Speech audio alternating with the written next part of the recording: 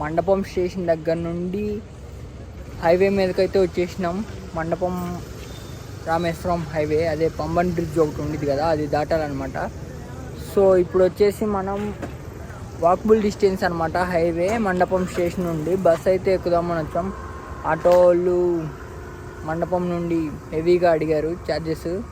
So మనం అది తట్టుకోలేక బస్ అయితే ఎక్కుదామని వచ్చాం. మరి బస్సు ఇంకా ఏమీ రాలేదు. బస్ రాగానే ఎక్కేసి రామేశ్వరం జంప్ అనమాట టెంపుల్ దగ్గరికి. ఇప్పుడు ఏంటంటే ఇంకొక విషయం, లాస్ట్ బ్లాగ్లో చూశారు కదా, ట్రైన్ అయితే చాలా లేటు. బట్ అదే ట్రైన్ రామేశ్వరం వరకు అయితే వెళ్తుంది.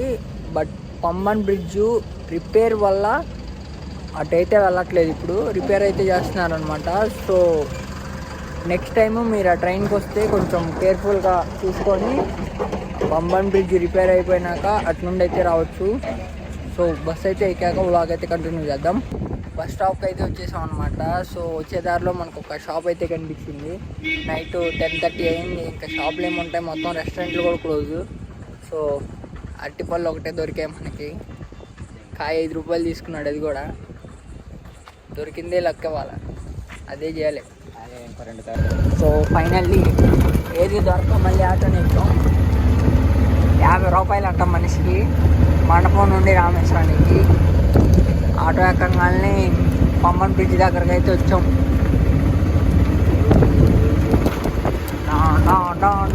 బ్రిడ్జ్ ఏం కనిపించట్లా వ్యూ.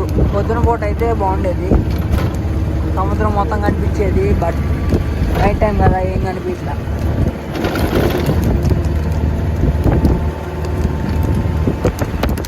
స్టార్ట్ అయింది మనకి. ఇక్కడ బ్రిడ్జ్ అయితే ఎండ్ అయిపోయింది అనమాట. అక్కడ లైట్ హౌస్ కూడా ఉంది మనకి, ఒక లైట్ హౌస్ కూడా ఉంది. Welcome to Rameswaram.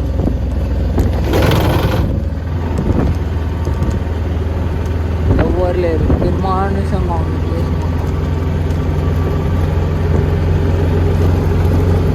టెంపుల్ దగ్గరికి అయితే వచ్చేసాం అనమాట. ఇక రూమ్ సర్చింగ్. ఒక ఆయన వచ్చాడు బండి మీద, మా హోడ్ని ఎక్కించుకొని వెళ్ళాడు రూమ్ చూపిస్తా అని చెప్పి. సో టెంపుల్ అయితే లైటింగ్ చేసిర్రు.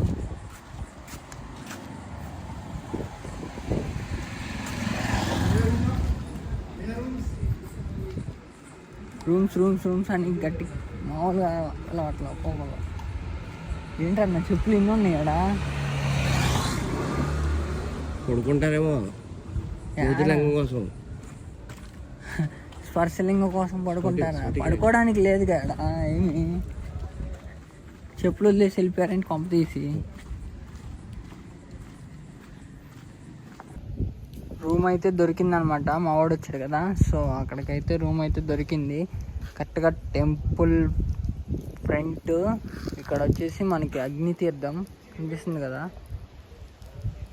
అగ్నితీర్థం.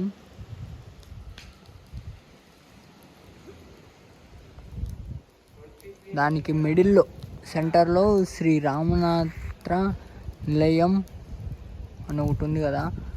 సో ఇక్కడైతే మనకి రూమ్ అయితే దొరికింది అనమాట. 800 రూమ్ బాగుంది, కొంచెం చూసి వచ్చినాం. అగ్నితీర్థం అన్నమాట ఇది. సో ఇది వచ్చేసి రామేశ్వరం సముద్రం. మనకి ఇక్కడ నుంచి శ్రీలంక కనిపిస్తుందా? కనిపించట్లే. ధనుష్కోటి వెళ్తే అక్కడ నుంచి కొద్దిగా కనబడి, ఇక్కడ నుండి లైట్లు అన్నా కనిపించాలి కదా. ఇక్కడ అలా బాగానే వస్తున్నాయి కదా, ఇంత మించి రావా? అదే ఇంత మించి రావులే.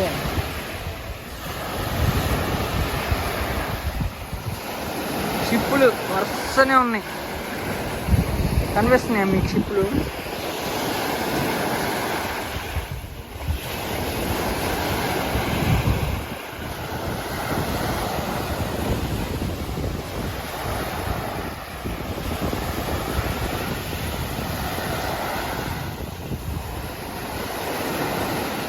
బాగుంది, నైట్ టైము కొంచెం పీస్ఫుల్గా ఉంది. సముద్రం అలలో సౌండ్ వినడానికి కూడా.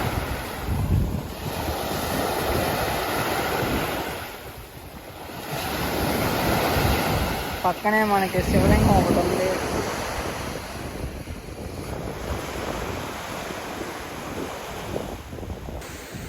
అలల సౌండ్ విన్నారా? చాలా అద్భుతంగా ఉంది ఇక్కడ నైట్. దీని గురించి మీకు తెలుసా? అలలు ఎందుకు ఇక్కడ అంత పెద్దగా రావట్లేదు? ఎందుకంటే సీతమ్మ వారు ఇక్కడ అదే శివలింగాన్ని తయారు చేసినప్పుడు అలలు వచ్చి తన్నికెళ్ళలో శివలింగాన్ని పద్దాకలా పడేయడం అలా చేసినందువల్ల సీతమ్మ వారు శాపం పెట్టడం వల్ల ఈ అలలు ఆగిపోయాయని చెప్పి పురాణాల్లో అయితే ఉందన్నమాట.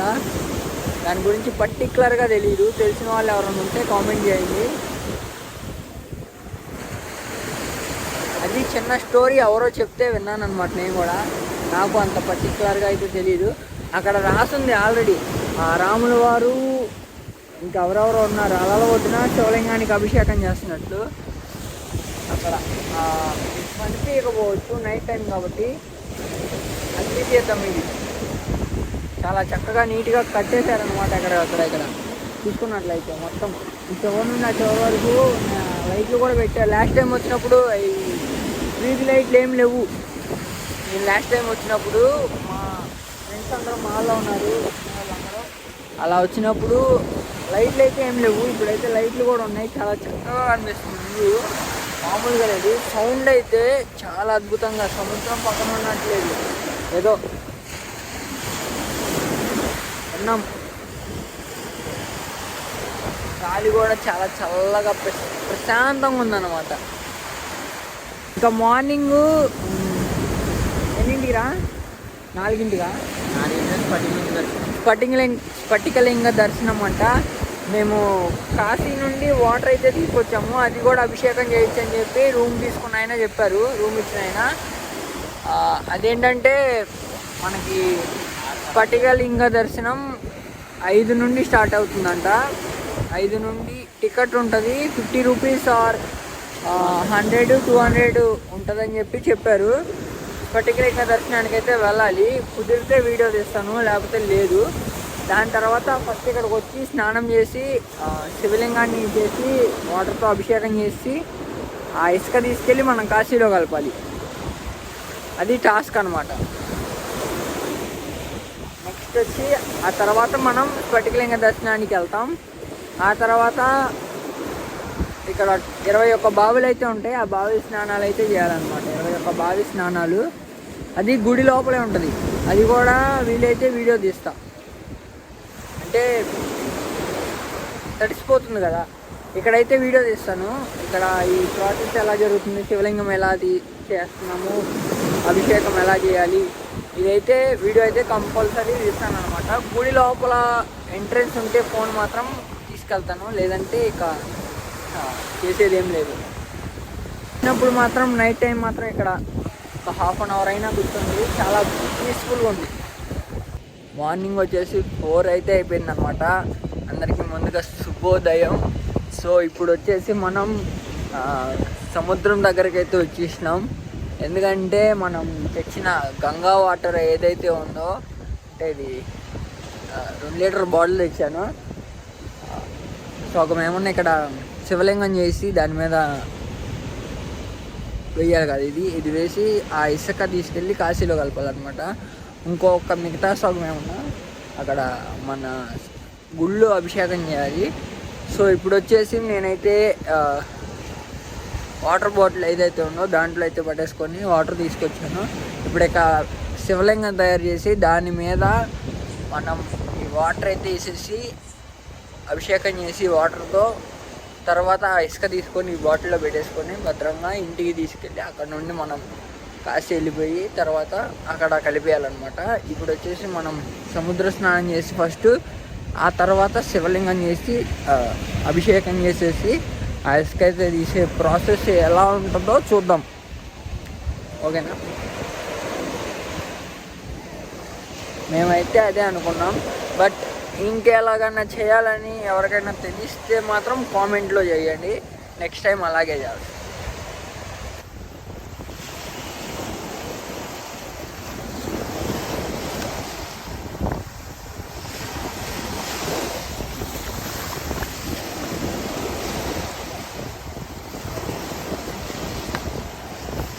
మొబైల్లో నన్ను మొక్క వచ్చినాయి.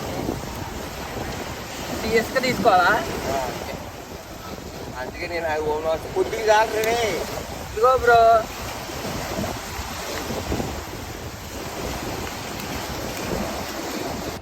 సో సముద్ర స్నానం అయితే కంప్లీట్ చేసేసుకున్నాం ప్రజెంట్. ఇంకా అక్కడ చూశారు కదా ఎలా జరిగింది ప్రాసెస్ ఏంటనేది. మాకు తెలిసిన విధానంలో అయితే మేము చేసాము. ఇంకా చేయాలి, కుంకుమ పసుపు అవన్నీ వేసి పూజ చేసి అప్పుడు ఇసుక తీసుకోవాలి. బట్ ఇక్కడ షాపులు ఏం లేవు మేము వచ్చే టైంకి, ప్లస్ ఇప్పుడు కూడా షాపులు ఏం తీయలేదన్నమాట. సో అదే అగ్ని తీర్థం అక్కడ ఉంది కదా, ఇప్పుడు అక్కడికే మనం వెళ్ళి స్నానం చేసి శివలింగాన్ని చేసి ఆ నీళ్ళతో అభిషేకం చేసి మనమైతే వచ్చామన్నమాట. ఇక్కడ నుండి మా రూమ్ దగ్గర నుండి చాలా దగ్గర, అంటే కనిపిస్తుంది కదా సముద్రం పక్కన స్టే చేయడం ఇదే ఫస్ట్ టైం. చాలా కొత్తగా ఉంది మా ఫీలింగ్. సో అదే బాటిల్లో మళ్ళీ ఇసుక అయితే తీసుకున్నాము, కొంచెం ఇసుక తీసుకొని ఇప్పుడు దీన్ని మనం కాశీలో కలపాలన్నమాట, గంగలో. మీకు ఎవరికైనా తెలిస్తే కామెంట్ చేయండి, నెక్స్ట్ టైం వచ్చినప్పుడు అలాగైతే చేస్తాము. ఇంకా రెడీ అయిపోయి గుడికి స్ఫటికలింగ దర్శనానికి అయితే వెళ్తున్నాము. అయ్యాక అప్డేట్ ఇస్తారు మొత్తం. ఇప్పటికీ జనం వచ్చేసారు. కాకపోతే ఏంటంటే గుడి దగ్గర అంత రష్ ఏం లేదు, మహా అయితే ఒక 100 మంది 150 మంది ఉంటారంటే కనిపిస్తున్నారు రోడ్డు మీద. ఎక్కువ మంది అయితే ఏం లేరు. లాస్ట్ టైం వచ్చినప్పుడు ఫుల్ రష్గా ఉన్నాయి, అసలు మామూలు విషయం కాదు. కార్తీక మాసంలో ఫుల్గా జనం ఉంటారు. అది కాక ఒక 4 days బ్యాకే శివరాత్రి అయింది, 4 days బ్యాక్ అంతే. సో జనం అంతా వచ్చి వెళ్ళిపోయి ఉంటారని నేనైతే అనుకుంటున్నాను. అందువలన ఇప్పుడైతే జనం లేరని నేను అనుకుంటున్నాను. ఇంకెవరైనా దాని గురించి తెలిస్తే మాత్రం కామెంట్ అయితే చేయండి.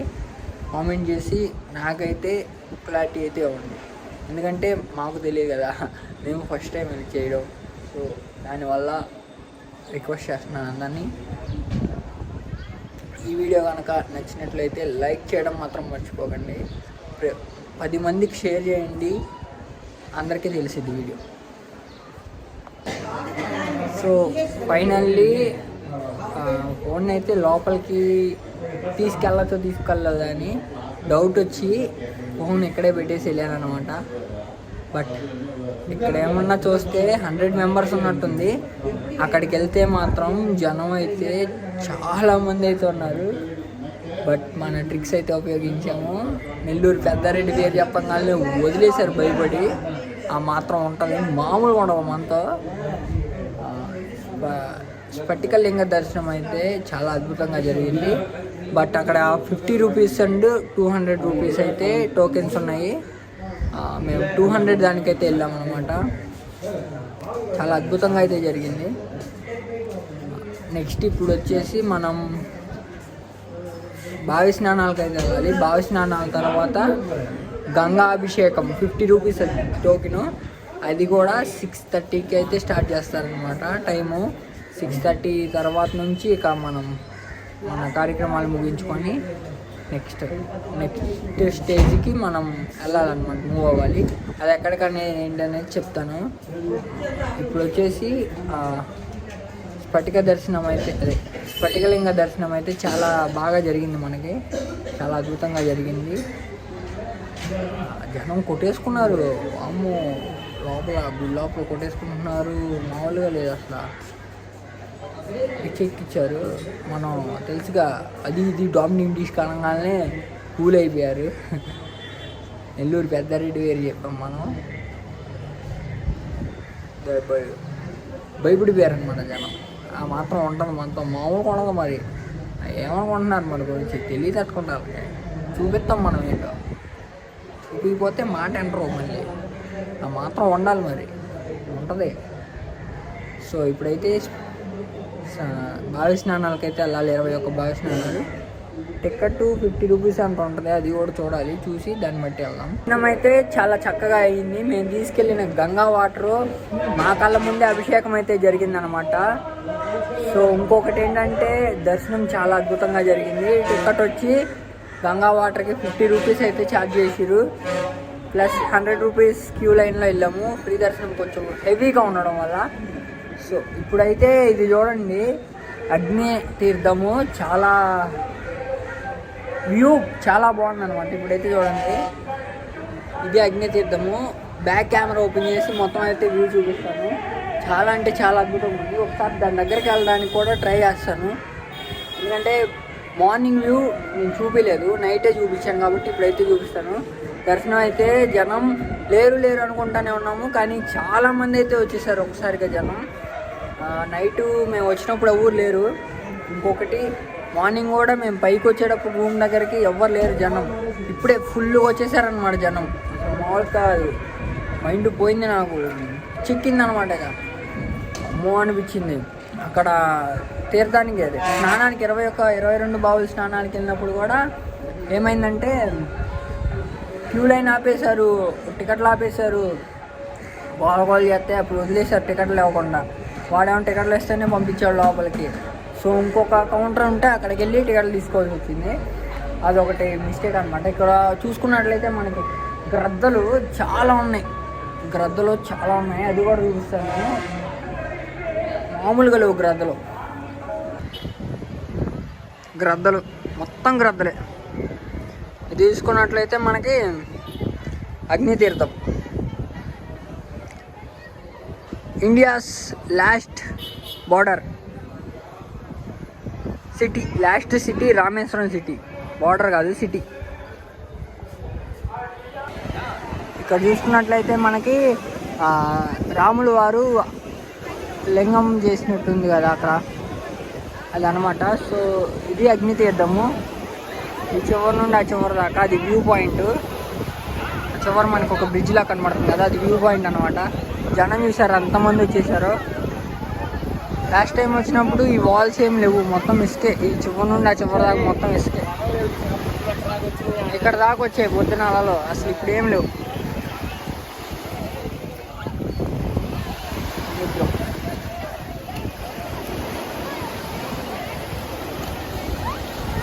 పైకి కూడా రావట్లేదన్న, పొద్దున ఆడదాకా వచ్చింది కదా. వాళ్ళు ఎక్కడ కట్టేశారు చూసావా గుళ్ళు అగా లింగాలు, ఇగో ఇక్కడ చేశారు పూజ.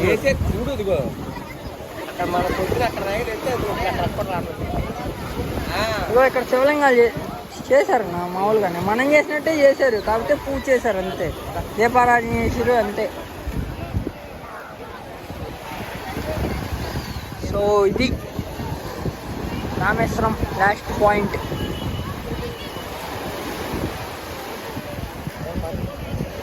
గ్రద్దలు అయితే ఫుల్గా ఉన్నాయి అన్న గ్రద్దలు చూడు.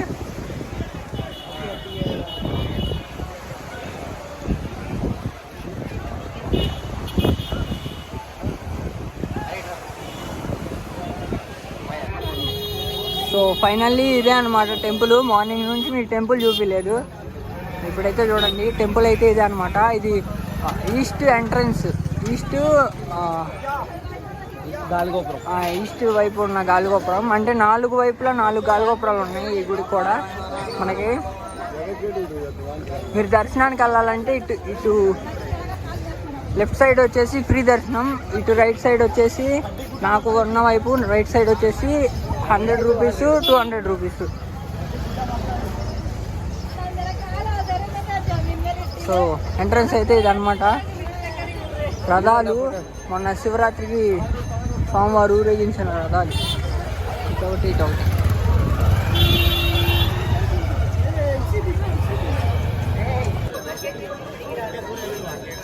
ఇది వచ్చేసి ఉత్తరం ఉన్న వైపు గాలిగోపురం. సో ఇటు నుండి వెళ్తే మనం స్నానాలు, 22 బావుల స్నానాలు ఇటే అన్నమాట. ఇది దాటంగానే మనకి రోడ్డు మీదకి వచ్చేస్తాం మనం, రోడ్డు ఎంట్రన్స్లోకి. ఇక్కడ రూమ్స్ ఉన్నాయి, మొత్తం లాకర్స్ ఉన్నాయి, బొమ్మల కొట్లు ఉన్నాయి, అన్నీ ఉన్నాయి ఇక్కడ. కొనుక్కోవచ్చు అన్నీ సవకే. డబ్బాలు కూడా ఉన్నాయి, సవక, చాలా సవక.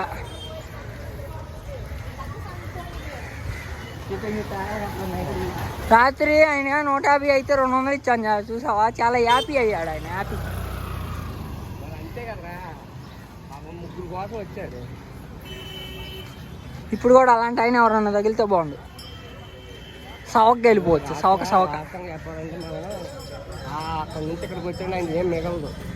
నిజమే. 15 కిలోమీటర్లో 18 కిలోమీటర్లో 20 వచ్చింది మైలేజ్. అది 100 రూపాయలు డీజిల్గా అయ్యిద్ది. 100 రూపాయలు మిగిలి అనుకోవడం.